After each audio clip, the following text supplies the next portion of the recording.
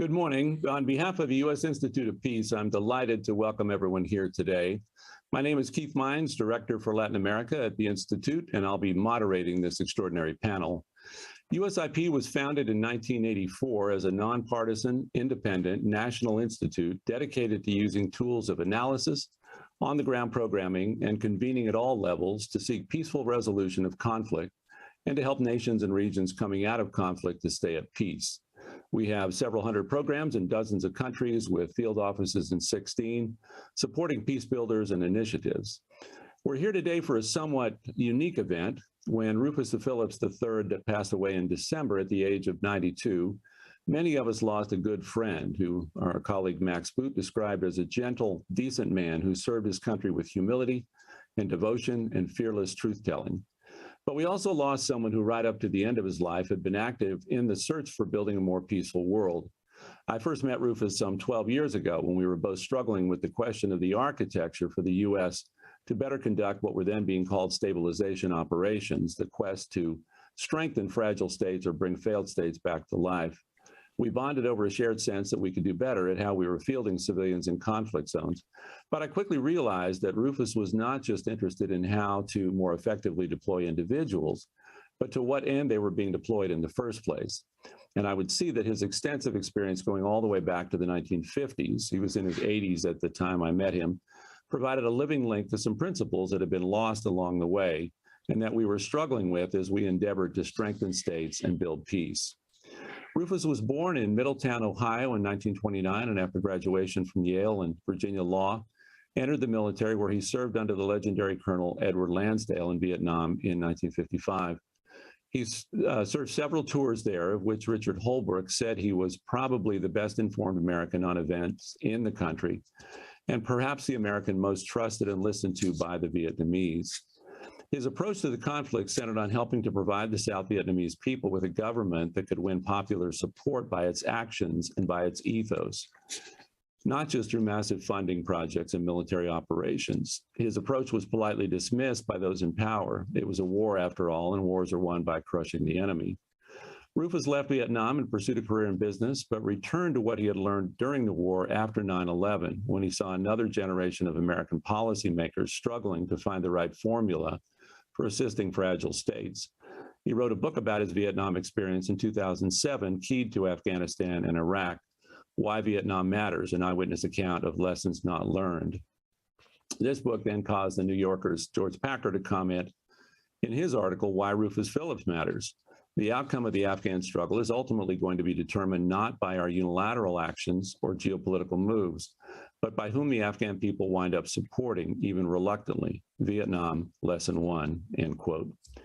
Rufus worked literally right up to the weeks he passed away on a second book, Stabilizing Fragile States, Why It Matters and What to Do About It, which is forthcoming from the University of Kansas Press and supported by the Association for Diplomatic Studies and Training, ADST, and DOCOR, and is part of their Diplomats and Diplomacy series of books. We will put in the chat a discount code from the publisher for pre-ordering the book for those that are interested. I want to recognize also that various of Rufus's family members are here with us today. In addition to leaving a legacy of public service, he and his late wife, Barbara, were blessed with an extraordinary family. Children Rufus C. Phillips IV, Ann Phillips Schell, Edward Dean Phillips, and Patricia Phillips, and his sister, Lucretia Whitehouse. I'm joined today by an extraordinary panel, all of whom were influenced by Rufus's work, an example of public service. H.R. McMaster, the Fouad and Michelle Ajami Senior Fellow at the Hoover Institution, former National Security Advisor, author of 2 books, most recently Battlegrounds, The Fight to Defend the Free World. Max Boot, the Jean J. Kirkpatrick Senior Fellow for National Security Studies at the Council on Foreign Relations, noted historian and commentator and author of several books, most recently The Road Not Taken, Edward Lansdale and the American Tragedy in Vietnam. And Roger Myerson, David L.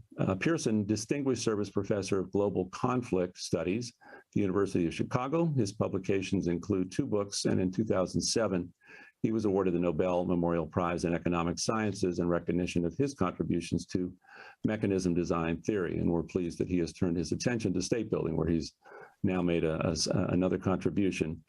As a final introductory comment, our discussion today takes place against the backdrop of renewed interest in state fragility with the launch in early April by the Biden administration of this strategy to prevent conflict and promote stability.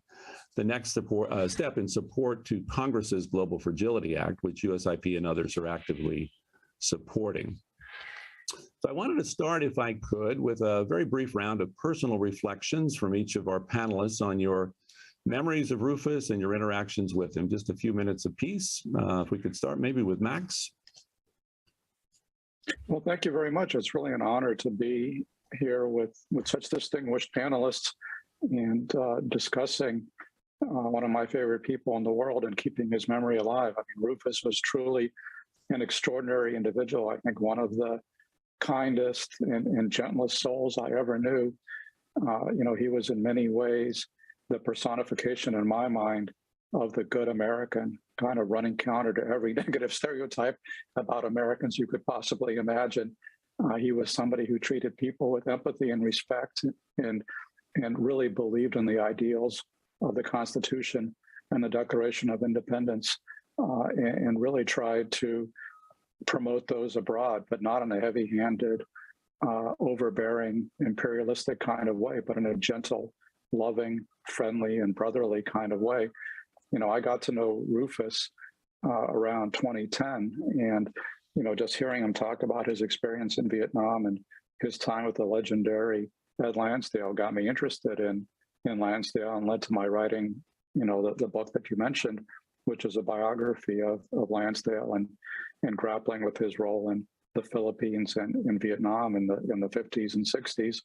And Rufus was tremendously helpful in all of that. I mean, he spent countless hours with me going over the details of what he had learned. But one of the things that really, there's so many things that I found so extraordinary about Rufus, but among them, as you mentioned, was the fact that he remained engaged in the current debate and the current discourse right through, his final days on this earth. And he was incredibly sprightly, had full of ideas, thinking about what we can do in places like Afghanistan, just as he had once thought about what we can do in places like Vietnam. And my conclusion from getting to spend time with Rufus and and of course his wonderful wife Barbara, who sadly predeceased him, was that he was really the embodiment of what this country can and should be in world affairs, and that if we had more people like Rufus Phillips, we would probably be in a much stronger position strategically, because we would be able to actually exert much more influence in all these countries that we find so frustrating and problematic, because his approach is very hard to replicate, but it really involves getting to know the local people and becoming friends with them and gently trying to work with them to bring the resources of the U.S. government to bear to help them solve their problems. And that's unfortunately not the way we did things in the 60s, and it's still not the way we do things in most places. But I really think that Rufus's life is kind of a model for what we should think about and the kind of virtues we should try to inculcate in our diplomats, intelligence personnel, military officers, and others.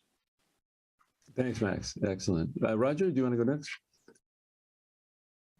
I was going to say, I'm an economic theorist, so I wouldn't have been on a trajectory to meet Rufus Phillips, except that when the United States forces entered Iraq in 2003, and our country, our president promised to reconstruct Iraq as a sovereign democratic state.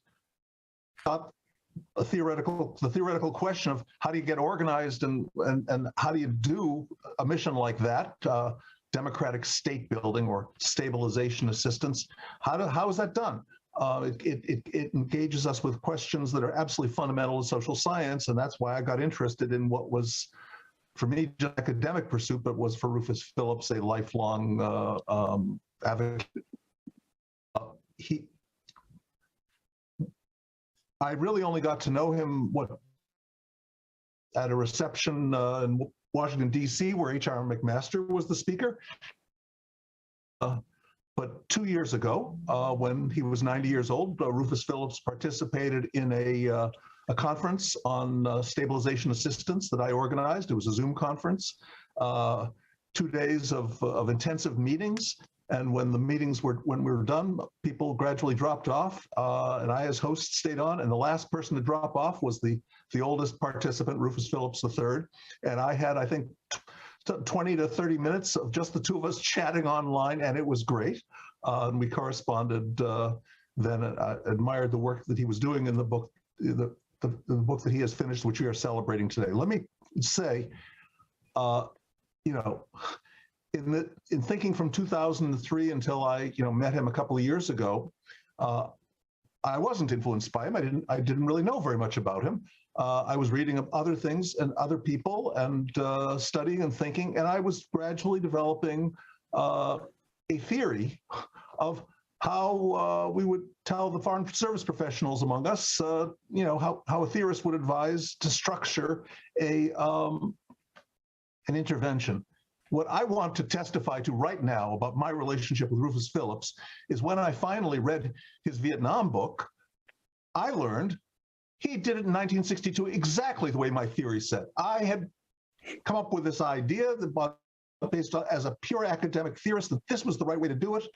And I would say the only difference between what I had been theorizing and what Rufus Phillips' Office of Rural Affairs in 1962 is that in my theory, the people at the top policymakers would have known that the head of this network for decentralized political engagement throughout, in this case, South Vietnam, the target nation, which were trying to support a new political system, they would have known that the head of that agency was the most important person to guide them on all strategic policy making with regard to the mission.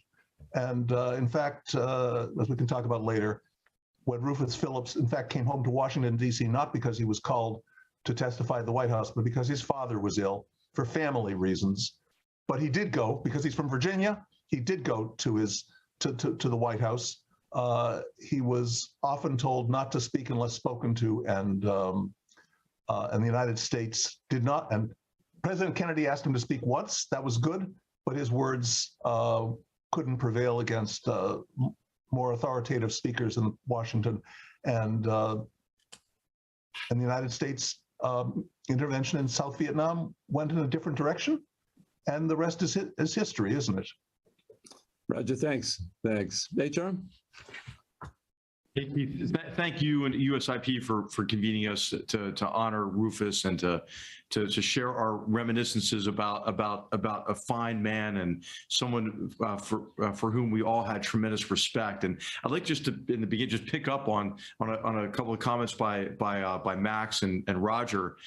I think the most important word that Max said in that beautiful tribute to Rufus was the word empathy. And I think that's what Rufus had: empathy, the ability to view complex challenges and opportunities and competitions from the perspective of others. And then Roger, as a theorist, I mean, I'm reminded of the old joke that historians often tell about political scientists. No offense to any political scientists here, is that, okay, political scientists will say to a historian, all right, okay, that works in practice, but does it work in theory? But Rufus was he developed his own theory, right? His own theory of how we can prevail in complex competitions, but how we can work together with others to build a better future for generations to come. And what he understood is that ultimately these competitions were political. They had social and cultural and other dimensions to these competitions. But ultimately, to build this better world, we had to achieve a political outcome consistent with our mutual interests. In this case, maybe the United States and the South Vietnamese people, or the United States and the Afghan people, or the Iraqi people. And so I really appreciated Max and Roger's comments and reminiscences about this fine person. So you asked Keith when we first met. We met in 2008. I was given one of these kind of crazy missions that I would get as a colonel, which was to develop a strategy for the greater Middle East, for the CENTCOM region.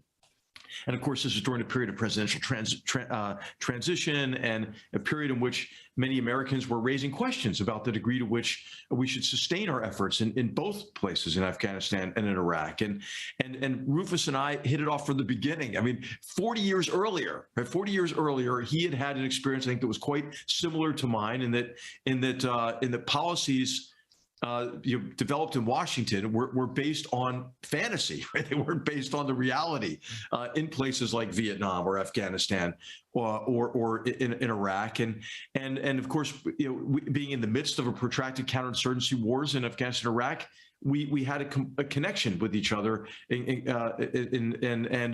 and then he shared with me, the insights that he had in his first book, in his book on Vietnam, in which there were striking similarities in how our leaders had misconceived the nature of the wars that we had both observed. And what struck me about Rufus immediately are his insights, his wisdom, but how all of his insights and his wisdom were tempered by humility and empathy. And he understood the essential elements of success and the degree to which we had agency and could influence a positive outcome, but also he understood the limits of our agency and influence. And today, I think especially we should all be inspired, by Rufus, because I'll tell you, after the traumas we've been through, Keith, I think that we have swung from maybe a period of over-optimism in the 90s and early 2000s to, I think, a period of pessimism and even resignation. And I think what we're left with today oftentimes is we slap, adjectives like institutional and structural in front of every problem we face. That leaves, I think, Americans these days with a toxic combination of resignation and anger. And what Rufus was somebody who could bring people together to have meaningful, respectful discussions about the challenges and opportunities we face, and then also help all of us understand better how we can work together, right? How we can work together to overcome those obstacles, to take advantage of those opportunities and build a better future. So I think maybe today, this session will be a success if we all resolve to live well, to cherish the freedoms that we enjoy, and to be more like Rufus Phillips as citizens. So thanks again, Keith, for the opportunity to be with all of you. I look forward to the rest of the discussion here. Great, thanks. That's super. Yeah, I would just say in my experience, the one thing that I think was unique immediately about Rufus was not being satisfied with where things were, with believing that we could do better. And I think that was, he dove right into the resignation and the despair that was swirling around in the mid 2000s and just didn't accept it. He said, there are answers to these things. We can do better. I was quite inspired by that. And it kind of helped me to up my game a bit as well. So let's go into some of the substance of his book and of the what it was that he was presenting. So Max, let me start with you. Your encounters with Rufus led you to write a book on, as you mentioned, on his mentor, Ed Lansdale. Phillips refers in his first book to what Lansdale described as the X factor, the human political side of the war. He says the official American view of the war missed the single most influential component, a South Vietnamese political cause worth fighting for, while the enemy, the Viet Cong, framed every action as furthering its political cause against colonialism and feudalism and for unification. We underestimated the motivating power of Vietnamese nationalism, while this conflict was at its heart a political one, a war of ideas and of the spirit. Could you share a little bit about how Rufus and Lansdale intersect, what they believed about strengthening failed and fragile states that was different than the conventional approach? And if you have insights as to why this hasn't been heeded, would it have made a difference if it was? Well, the X factor, that came from a briefing that Ed Lansdale gave to Secretary of Defense Robert McNamara around 1962, where McNamara, as you know, former CEO of the Ford Motor Company, Harvard Business School, whiz kid, et cetera, loved to play with numbers. And he was trying to reduce the conflict in Vietnam basically to a matter of arithmetic. And he called in Ed Lansdale, who was one of the foremost Pentagon experts on Vietnam at that point, having basically helped to create the state of South Vietnam from 1954 to 1956, and said to him, Ed, I need some help with some factors here. Can you help me, come up with figures for, all these various things? And Ed Lansdale said to him, well, I can do that, Mr. Secretary, but you need to keep in mind the X factor. And so, McNamara writes down on his graph paper X factor and says, okay, what's the equation for that? And Ed, sorely disappoints McNamara by saying there's no way to compute it. It can't be reduced to numbers. It really comes down to the feelings of the population about how they would like to be governed and who they trust to be their leaders. And that's ultimately what will determine success or failure in this war or in other counterinsurgency environments. And it really can't be quantified. You have to do it by feel. You have to understand the sentiments of the population. And so instead of heeding that wisdom, McNamara decided that Lansdale was an idiot, who he was, after all, a UCLA dropout, did not have all the wonderful higher education that McNamara had, did not have McNamara's, mathematical gifts. And so just decided that Lansdale didn't know what the hell he was talking about. And of course, the way that McNamara and Westmoreland and the rest of the U.S. military and government ran the Vietnam War was really as a kind of a matter of arithmetic. The notion that if you expend more firepower, if you stack up more dead Viet Cong, you will win. And in fact, Westmoreland and McNamara were in pursuit of this mythical crossover point where they would be killing the Viet Cong faster than they could be replaced. And Lansdale and Rufus Phillips both said, you're never going to achieve that because, the question is, do the Vietnamese communists have the support of the population or not? And, Lansdale and Phillips both believed it was essential to create a more representative government in South Vietnam that could win the support of the people. And they both thought that one of the great tragic mistakes that was made was the Kennedy administration giving the okay to this military coup that overthrew Ngo Dinh Diem and unleashed chaos in South Vietnam. But Lansdale and, Phillips, both of whom who knew Diem very well and realized that he had problems and issues, but also understood that he was one of the few South Vietnamese leaders who was not tainted by corruption or colonialism. And he was the best bet and a far better bet than all these military men who followed him.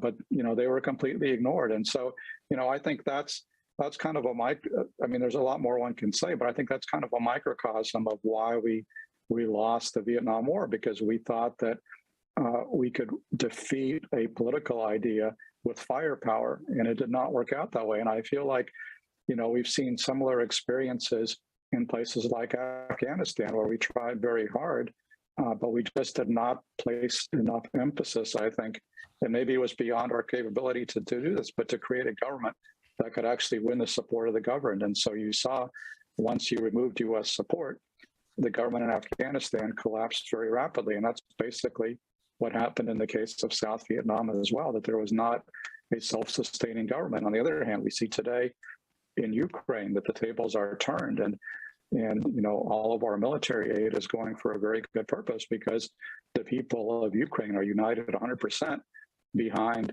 the Zelensky government, and they have a cause that they believe in. They are fighting for their freedom, for their homes, for their independence from Russian domination. And so I think, fundamentally, I think what Lansdale and Phillips would have said is that we needed to work harder in places like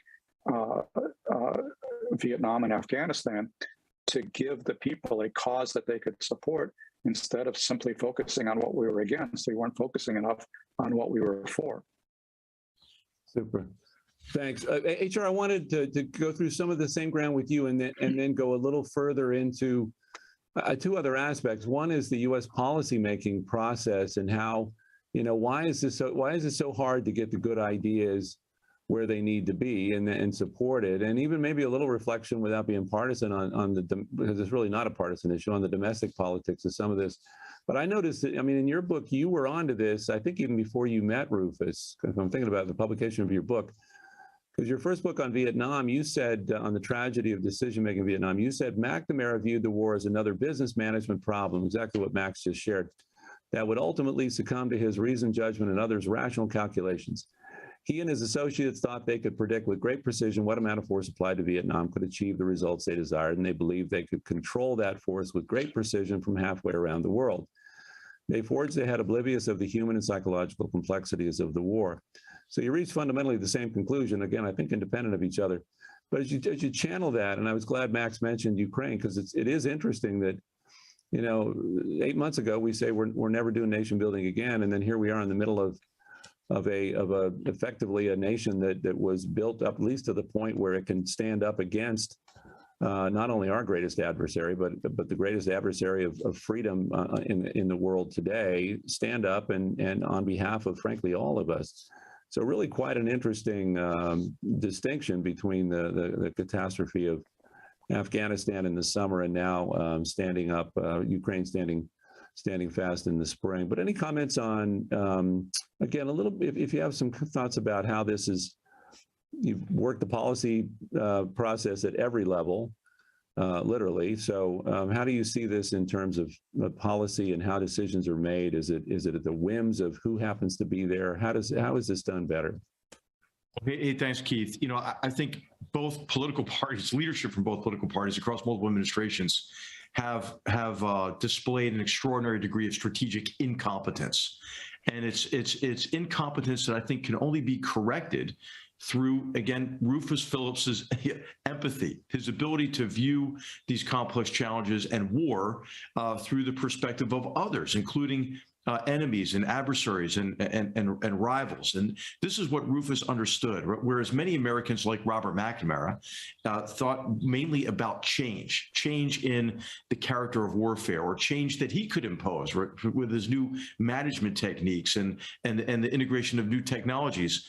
What Rufus understood, I think, were continuities in the nature of war. The historian Carl Becker observed that that memory of past and anticipation of future should walk hand in hand in a happy way.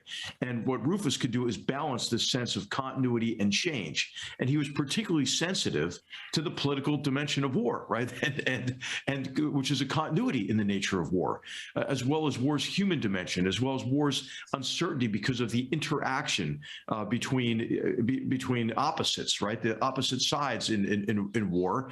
And then, of course, war is a contest of wills. And I think that Rufus's approach in his excellent book that he published, or that he delivered prior to his death, Fixing Fragile States Matters, his analysis is very consistent with what Thucydides said about war 2,500 years ago, that what drives conflict, what drives war, is a combination of fear, honor, and interest. And Rufus's experience, his research, and his analysis led him to the conclusion that ultimately all efforts in war have to be oriented on achieving that political outcome. But his message in the book is critical, right, as it should be in connection with Vietnam, Afghanistan, Iraq, and so forth.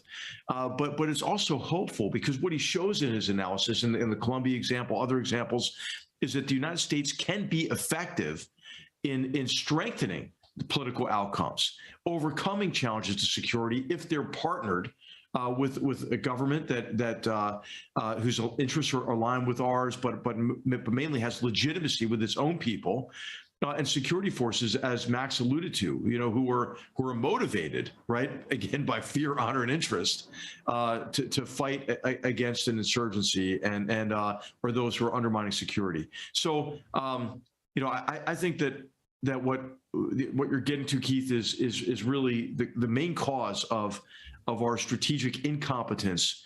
I describe in this last book as strategic narcissism, the tendency to define the world only in relation to us, and assume that what we do, right, what we decide to do or not do, is decisive toward achieving a favorable outcome. Rufus understood, hey, that others have agency, others have authorship over the future, including our partners, those who we're working with, but also our enemies, adversaries, and rivals. Super, thanks. Thanks. And in the U.S. bureaucracy, I mean, where would change reside? I mean, if you could Well, push I a think new it's policy? in the bureaucracy. It's in universities. It's in institutions like yours. I mean, fundamentally, I think this is an issue of education. I mean, who studies military and diplomatic history anymore? I mean, not very many people.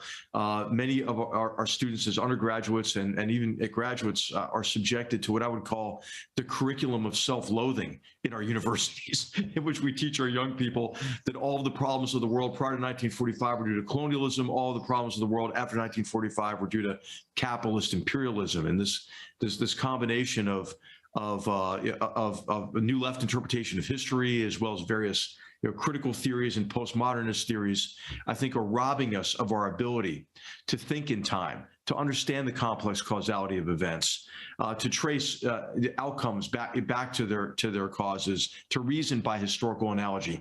These are all competencies that are in really short supply these days. So it's an educational problem, but within the U.S. government, I think it has to begin with a national security policymaking and decision-making process that corrects many of the deficiencies that we've seen between Afghanistan, Iraq, and Vietnam. And that's not taking enough time to think about the nature of the challenge we're facing, to apply design thinking, to frame these challenges to our security in a way that can foster common understanding. And then I would think, and you alluded to this earlier, Keith, and is to try to insulate the decision-making process from partisan political considerations. Now, those who are going to be partisan, they're going to have a say in the process, but the process should not be constrained in terms of the development of options and the analysis by partisan political considerations.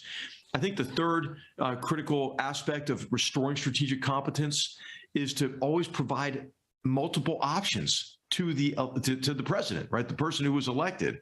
And it's in the comparison of those courses of action, those options, that you can draw out the relative costs and consequences and take into consideration longer term considerations.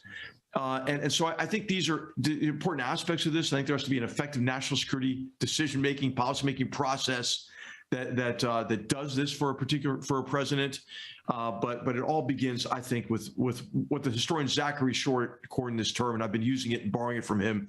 It's strategic empathy, a quality that Rufus Phillips certainly had, and it's I think a key source of his wisdom. Tremendous. Thanks. Roger, I wanted to turn now to the same themes, but in a kind of a different direction. I know Rufus and you shared a rare focus on the local issues in state stabilization. And like him, you've written extensively about the need to get development and political officers out into the field to help build support for a new political arrangement from the ground up. And we'll put a couple of your papers in the chat so people can pick those up. You wrote in a recent paper about decentralized political engagement that studying Rufus's approach, you said, we can learn how to avoid the common problem of foreign support promoting excessive centralization in the recipient government, which has been an issue in many stabilization assistance missions. Foreign interveners have often forgotten that autonomous local governments play an important role in most successful democratic states. One of the things about Rufus's book that I would just highlight is the whole second half of the book is about how to structure the U.S. government such that it is more capable of doing things in these what he calls competitive environments, but at the local level. And so he's quite seized with the fact that we can't just work at the Capitol and call it a day, that we need to be not only conscious of what's going on further afield, but also have our people active there. So, Roger, I just want to give you a few minutes Please. to talk a little bit about where your work and Rufus's intersect. As I say, I emphasize that I met Rufus Phillips only a few years ago because my thinking evolved independently of his, and I say that to confirm that he had it right. And I think maybe I can say I have it right because I agree with Rufus. I think in his book, in the new book, Stabilizing Fragile States, that he is emphatic that we do need a a standby capability for these kinds of mission, whether it's United States government capability or maybe some alliance like a NATO capability or some other international organization or an ally who provides the capability, but a capability is needed.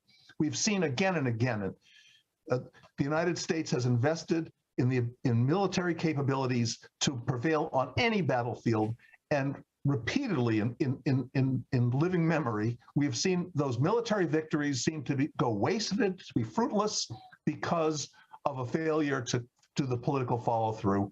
And investing in the capability to do the political follow-through is something that Rufus recognized, and that's what this new book is about. He lays out a way of doing it. He wants to see it. But let me back up and say the decentralization, because a couple of things that have been said already. HR's point about, first of all, empathy, everybody, I can give you quotes going back 100 years that emphasize absolutely the kind of people we want to go be our local stabilization officers to do the work of post-conflict political reconstruction in the field. The field officers need empathy first and foremost. That's the kind of people you want.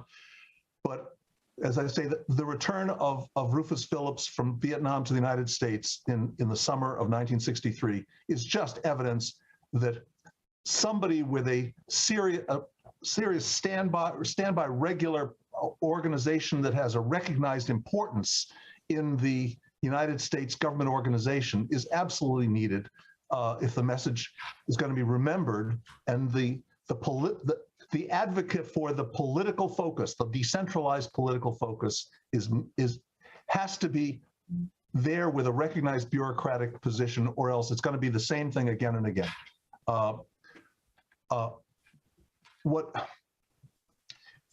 The phrase strategic narcissism was used, and I like that, but I want to suggest, Americans are people too. And to me, the most important argument I could make might be, a lot of people say, our state building missions have gone wrong because we Americans thought that we overestimated how much people around the world were like us in valuing democracy. I don't think that's, I think actually democracy is a pretty good sell almost anywhere, and I think the evidence proves it. But I think the real mistake is we failed repeatedly because we underestimated how much people in other countries are like Americans in valuing their local politics, in caring about that some part of their local government should be handled by people who are locally accountable and not just appointed out of the national capital by the national heads of state, even if they were elected with lots of votes. We don't want them appointing the people who run our local police department and our local schools in America. And people have similar feelings in other countries. Local politics matters to everyone. It especially matters to people who are in failed or fragile states where they haven't been able to rely on a national government for protection and for essential public services. Trusted local leadership matters, and a political intervention, when the goal is political change, if our policy is not being driven by a deep engagement with the local political concerns that we have, but only by consultation with would-be national leaders in the capital, we're going to miss what the real issue is. And it'll look like we're trying to set up a centralized political machine that could oppress the people who are trusted. Let me just say one other statement, because Max talked about the X factor, and the truth is, as I say, I admit I'm a quantitative theorist, so I never knew Robert McNamara, but I feel akin to him, and I've read those reports of those conversations that Rufus Phillips and Edward Lansdale had with McNamara, and McNamara was wrong. Rufus Phillips and Edward Lansdale were absolutely right about the X factor, but I do want to quantify it. And I would suggest more than anything else that extra caring, a willingness to sacrifice oneself, to take real personal risks and to do service in defense of the state is something that is more is significantly easier to motivate if you think that service to the state can give you prestige in your neighborhood, in your community. And that doesn't happen unless the community leaders, the leaders of who people trust in the communities where we live, have some stake in the state or feel connected to the state. When the state is coming out of the capital and has nothing to do with village leadership, then there's no incentive to take risk for the state. It's not associated with honor in your community, with prestige in your community. And let me just say one on Ukraine. I simply want to remind people, many may not know, that after since 2014, since Russia started nibbling at the eastern and southern parts of Ukraine, the Ukrainian government in Kiev got serious about local decentralization reforms that they've been kicking down the road. And you'll hear in reports of local mayors regularly, when you hear about the battlefield front, they'll be quoting the local mayor. Many of those mayors didn't exist. There was a major Promata or community reform that was over the last 7 years. And there's real evidence that much of Ukraine, there are many reasons why Ukrainians don't want to be ruled from the Kremlin from history. And you can see that. But one of them has to do with the fact that the Ukrainian state has reached out in the last 7 years in a way that they weren't before. And that has, I think, been a significant factor. And let me stop. Thanks, Roger. Excellent. I should simply close on that there is no better model. That the only thing I would add to Rufus Phillips's plea for the United States government to get serious about institutionalizing a capability for post-conflict political reconstruction, along with our other military capabilities we hope to maybe never use again, but need to have if necessary. The one thing I would add is the doctrine should say there is no better model of how it should be organized than the way Rufus Phillips organized the Office of Rural Affairs in 1962. Decentralizing authority over American assistance to provincial officers with some regional coordinators and a director in the national capital who's also talking to national leaders. Then you have an organization which is functioning in the province, is trying to support his organization was its fundamental mission was developing these democratically elected village councils and village mayors and hamlet councils. That's what they're promoting local government and promoting a devolution of power by the state to those local governments. And now you have a group of U.S. officers in the field who are in the who are engaged with the political problems of every part of the country, and they should be given the resources and they should be consulted on the strategic decisions of the mission. And there's no better model than the Office of Rural Affairs in 1962. Thanks, Roger. Well, we're astoundingly right on time. We have about 15 minutes for Q&A. I'm getting some questions already, so I just let you know the question chat thing is open if you'd like to put a question in there. We've kind of stacked the deck here. We're all kind of pro Rufus Phillips, so if there's critics out there, we're happy to consider something we might be getting wrong here. Let me start with one that came in.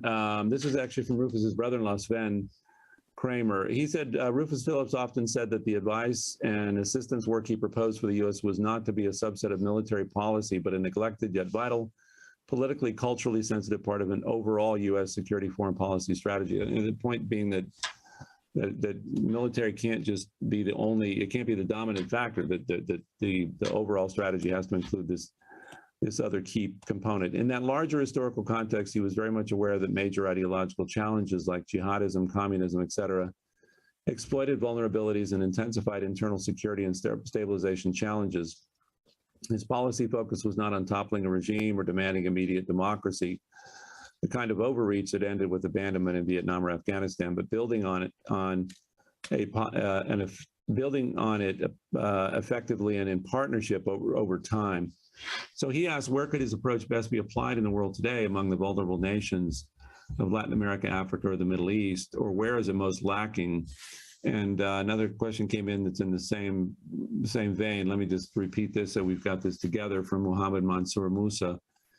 he just said, how can the legacy of Rufus Phillips be implemented in modern day conflict management? So if I could just use one example that Rufus uses, and that was, and it goes to another question about the mix between military and civilian instruments of power, but it was, he was quite seized with the mission of Ambassador Bullington in the Casamance region in West Africa, where he is with a small team of diplomats, just using a few modest tools, was able to negotiate a peaceful solution to a longstanding conflict. So again, in Rufus's mind, as Max points out in his earlier book, actually, it's not all about just the heavy hand of the military. It's often about the softer side used more effectively. But let me just throw that out.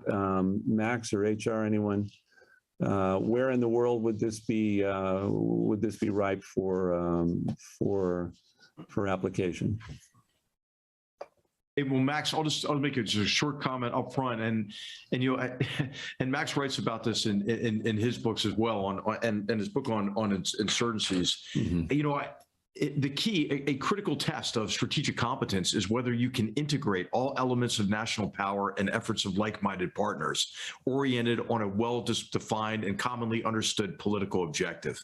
And we have demonstrated our inability to do that. In fact, how about just meeting the lower standard of making sure that what you're doing militarily doesn't cut against what you're trying to achieve politically and diplomatically? Think about what we did in Afghanistan. Right, we handed the Taliban, here's the schedule for our withdrawal, and now we'd like to negotiate an outcome favorable to us after we told you that we're leaving on this timeline. How about, as you're trying to negotiate a political outcome with your enemy, you no longer target that enemy or even acknowledge that's your enemy. And instead, what you do is you invite your enemy to stay in 5-star hotels and travel the world fundraising. And I mean, it's just, it is an astounding degree of incompetence, based on the standard of Keith. What you're saying is what you're doing militarily, what you're trying to achieve politically, what you're doing economically, what you're doing from a decentralized approach to development and reestablishing governance and economic activity. I mean, they should all be integrated, and we've demonstrated, I think, our inability to do so. Thanks. Let me just pick up on a point that Sven Kramer made, who, in addition to being Rufus's brother-in-law, Sven was also worked on the NSC in the 1980s under the Reagan administration, and he alluded in his question to, if I understand it correctly, to really developing governments that can win popular legitimacy as opposed to governments that necessarily win elections. Maybe that's a little bit more my own spin than his question, but that's I guess that's the prerogative of the person answering the question. I'll take it in the direction I want to take it, and I think that is a valid point, because I think there's a tendency to the extent that U.S. policymakers recognize that legitimacy is a problem in countries where we're trying to provide security assistance. Legitimacy usually translates into holding elections. And I think what Rufus understood is that there was a lot more legitimacy than winning a popular vote. And I think we saw, the problems with that in Iraq, for example, where they kept holding election after election, but the resulting governments were not all that legitimate anyway, even though they ostensibly won an election, because there was massive corruption and the actual government formation was done in backroom deals. It didn't necessarily reflect the will of the people. And then fundamentally, the government was not able to govern.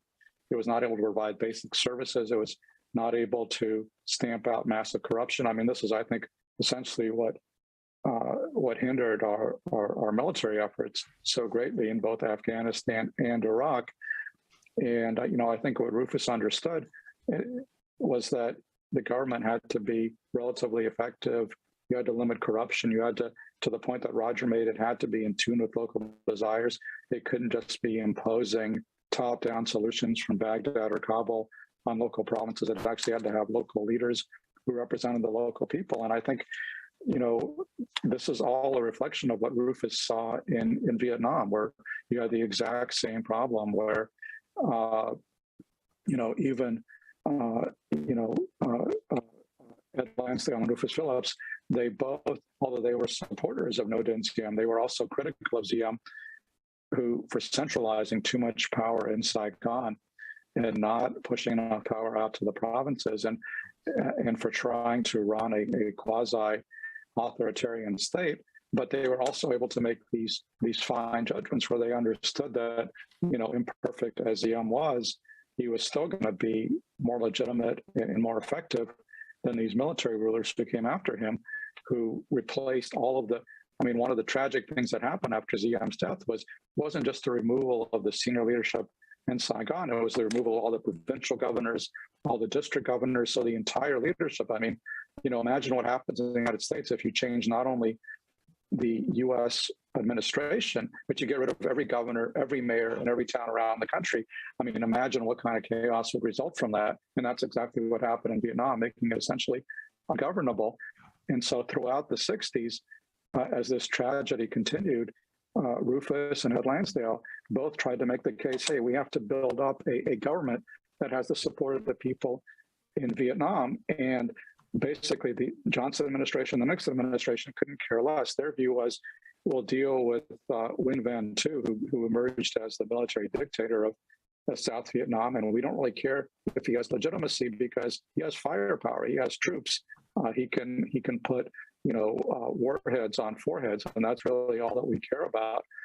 And I think what Lansdale and Phillips realized was that was creating a hollow state that would collapse very quickly if it did not have massive American military support. And that's exactly, I think, what we've seen more recently in Afghanistan, and to some extent, less extent in Iraq. And that's why, I think Rufus's book, his first book was called Lessons Not Learned. And I think, we're seeing the tragedy of not learning those lessons over time. Super, thanks. Roger? Yeah, the question talked about, problems, political and economic problems all over the world.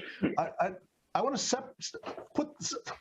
separate that from the question of Phillips was asking us, telling us that in his final legacy, that the United States needs to get ready for the next time this mission happens. Hopefully it doesn't happen soon. Hopefully maybe it never happen. Hopefully we never use our military forces either.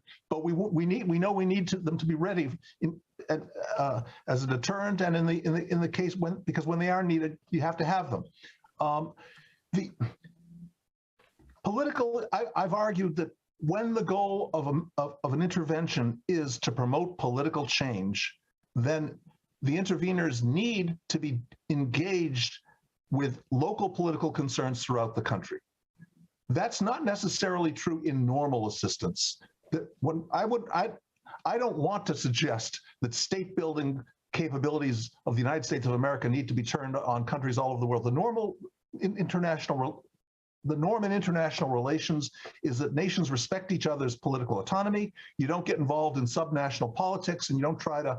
You work with the national leaders in any relations with their country because they are the elected or politically chosen national leaders of each country have a sovereignty that needs to be respected by foreigners. It's only when we need to promote international political change that it's necessary for the United States to get involved. And when we do, our interlocutors at the national level are not going to say, "Gee, we want to be forced to share power with local community leaders in the provinces and in the villages." No, they like centralizing power. The president of the country typically, and then it's then that we need to reach down a lower level. Otherwise, our intervention itself is tending to centralize political power in the host country and making it more fragile. We know, even the United States. A democratic presidential election doesn't necessarily yield a leader who is overwhelmingly trusted in every part of the country. Our system works because we also have serious autonomous subnational governments at the state and local level. And if there are large regions where each of the last several presidents has been largely distrusted by a large bulk of the population, those people at least had municipal and state executives that they trusted. And exactly the same dynamic has played out again and again as we intervened following the normal appropriate international relations of whatever we do in your country, we're only going to do it according to the direction and regulation of the national government. That principle can't work once we are involved in making the government itself, in supporting the very existence of the government. Then we have to have different rules. What we need is a capability that's ready for that transition to a different kind of decentralized political engagement when it's necessary, but hopefully it will be rarely necessary. We don't want to be doing that all over South America, Africa, Asia. No, but we want to be ready to do it when we need to. Thanks, Roger. We have a hard stop in just a few minutes, so I think we're actually not going to have time to go through the next round of questions, but I just wanted to comment on some of them. So we have, let me start at the bottom. Johannes Allenfeld said, why despite subscribing to the gospel of local ownership with the Afghan compact, we kept micromanaging development and NATO allies running their own departmental show. I would just comment on that because I was in a PRT in 2012 to 13, and it goes to a number of the comments that have been made about the question between the center and the provinces. It was a very tricky issue through everything we've done. I will say there's a number of very good people in the U.S. government and the Bureau of Conflict Stabilization Operations that have been working on this and that have been actually deploying people out to the field in different places where I think we have gotten it right at different times, but it's something that is a very, it's a consistent issue that's hard to get right, but it's one that I'm glad we identified.